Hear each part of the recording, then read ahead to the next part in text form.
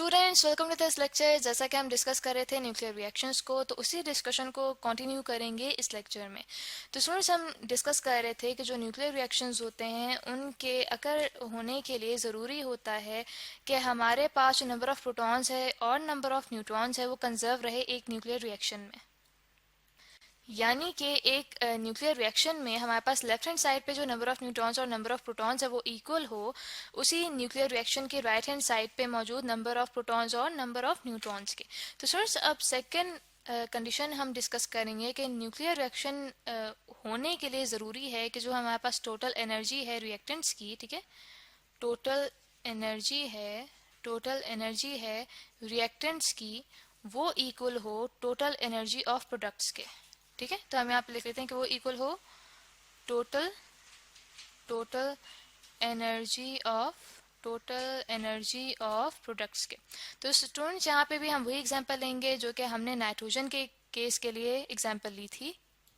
तो students nitrogen के ऊपर जब अल्फा पार्टिकल्स को बम्बार्ड करवाया जाए तो उसके लिए जो रिएक्शन हमारे पास आता है वो आता है नाइट्रोजन। ठीक है, नाइट्रोजन का एटॉमिक मास था 14 और एटॉमिक नंबर था 7। ठीक है, और उसके ऊपर जब अल्फा पार्टिकल्स को बम्बार्ड करवाया गया तो उसको यहाँ पे हम हीलियम के न्यूक्लियाई से रिप्रेजेंट कर सकते हैं, जिसका एटॉमिक मास है 4 और एटॉमिक नंबर है 2। ठीक है, तो जब अल्फा पार्टिकल्स बम्बार्ड करवाए जाते हैं नाइट्रोजन पे तो हमारे पास प्रोडक्ट्स में क्या आता है, हमारे पास प्रोडक्ट्स में आते हैं ऑक्सीजन। ठीक है, जिसका जो एटॉमिक मास है वो है 17 और एटॉमिक नंबर है 8, और उसके साथ एक प्रोटॉन भी एमिट आउट होता है जिसको हाइड्रोजन के न्यूक्लियाई से रिप्रेजेंट किया जाता है। तो स्टूडेंट्स इस रिएक्शन में अब हम देखेंगे कि जो हमारे पास टोटल एनर्जी है वो कंजर्व रहती है कि नहीं।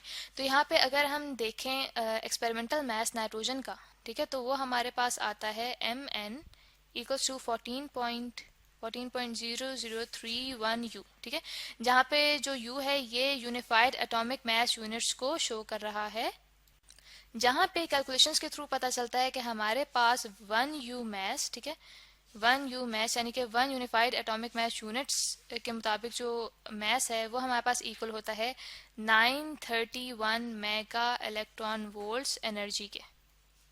ठीक है, तो स्टूडेंट्स इसी तरह से हम देखते हैं कि जो हमारे पास हीलियम का मास है वो हमारे पास है 4.0026 u।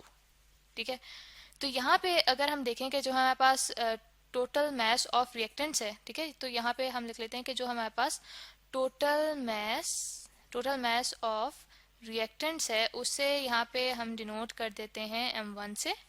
ठीक है, उसे हम डिनोट कर देते हैं m1 से, तो वो हमारे पास आ जाएगा mn प्लस mhe। ठीक है, तो वो हमारे पास है 14.0031 u, ठीक है, प्लस 4.0026 u, जो कि हमारे पास आ रहा है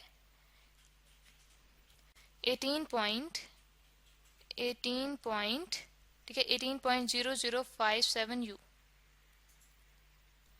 तो स्टूडेंट्स इसके बाद जब हम प्रोडक्ट की तरफ देखते हैं तो प्रोडक्ट में हमारे पास ऑक्सीजन है, तो ऑक्सीजन का जो मास है वो हमारे पास है 16.9991 u। ठीक है, इसी तरह से जो हमारे पास प्रोटॉन है उसका मास होता है 1.0078 u।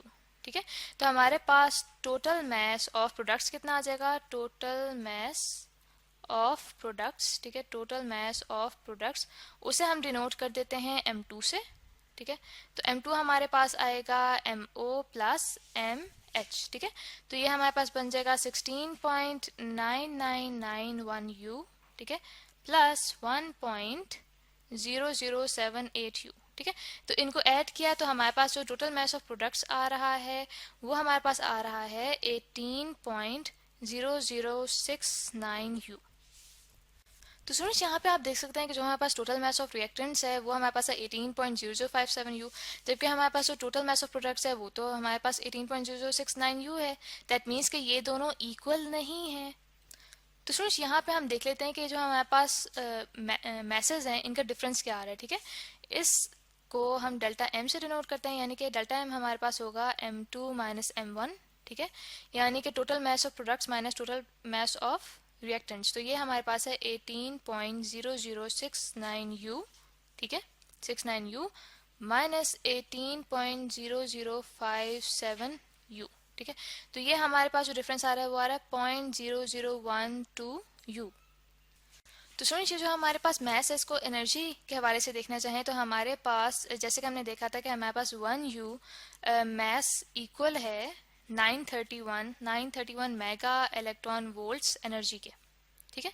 यहाँ पे हम लिखते हैं कि ये हमारे पास इतनी एनर्जी के इक्वल है 1 यू मैस, ठीक है। इसका मतलब ये हुआ कि हमारे पास 0.0012 यू मैस किसके इक्वल हो जाएगा, वो इक्वल हो जाएगा 931 mega electron volts multiplied by 0.0012, तो ये हमारे पास आ जाएगा 1.13 मेगा इलेक्ट्रॉन वोल्ट्स, ठीक है। तो स्टूडेंट्स एक्सपेरिमेंटली ये देखा जाता है कि जो हमारे पास डिफरेंस आ रहा था मैस का, ठीक है, कि जो हमारे पास रिएक्टेंट्स और प्रोडक्ट्स का जो मैस था वो इक्वल नहीं बन रहा था, उसमें से जब हमने उसको कन्वर्ट किया कि हमारे पास उसके बराबर एनर्जी कितनी आ रही है, तो वह हमारे पास आ रही है 1.13 मेगा इलेक्ट्रॉन वोल्ट्स। तो एक्सपेरिमेंटली ये देखा जाता है कि जब नाइट्रोजन के ऊपर बम्बार्ड करवाए जाते हैं अल्फा पार्टिकल्स, तो उन अल्फा पार्टिकल्स की जो एनर्जी है वो होती है 1.13 मेगा इलेक्ट्रॉन वोल्ट्स, ठीक है।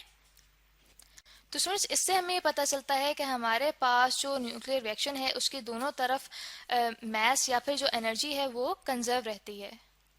और स्टूडेंट्स साथ ही हमें ये भी पता चलता है कि इस रिएक्शन के होने के लिए ज़रूरी है कि जो हमारे पास अल्फा पार्टिकल्स हैं उनकी जो काइनेटिक एनर्जी है वो 1.13 मेगा इलेक्ट्रॉन वोल्ट से कम ना हो।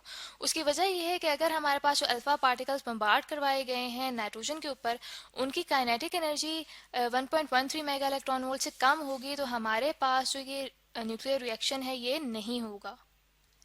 तो स्टूडेंट्स एक और चीज़ जो देखने में आती है वो ये देखी जाती है कि जो हमारे पास न्यूक्लियर रिएक्शन होता है वो रिवर्स डायरेक्शन में भी हो सकता है, ठीक है। जैसे कि अभी हम एक रिएक्शन को डिस्कस कर रहे थे जिसमें नाइट्रोजन के ऊपर अल्फा पार्टिकल से बम्बार्ड करवाए गए, तो हमारे पास प्रोटॉन और ऑक्सीजन प्रोड्यूस हुई।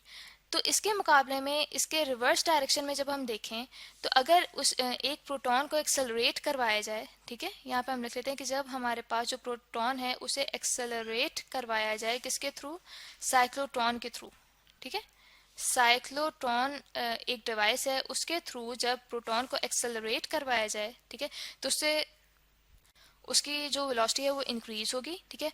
और फिर उसे बम्बार्ड करवाया जाए, ठीक है, उसी प्रोटॉन को जो कि एक्सेलरेटेड है उसको बम्बार्ड करवाया जाए ऑक्सीजन के ऊपर, ठीक है। यहाँ पे हम लिख लेते हैं कि ऑक्सीजन का एटॉमिक मास 17 है और एटॉमिक नंबर 8 है, तो हमारे पास अल्फा पार्टिकल, ठीक है, अल्फा पार्टिकल और नाइट्रोजन जो है वो प्रोड्यूस होंगे, ठीक है। यहाँ पे हम लिखते हैं कि वो प्रोड्यूस होंगे, अल्फा को यहाँ पे मैंने अल्फा के सिंबल से डिनोट किया है।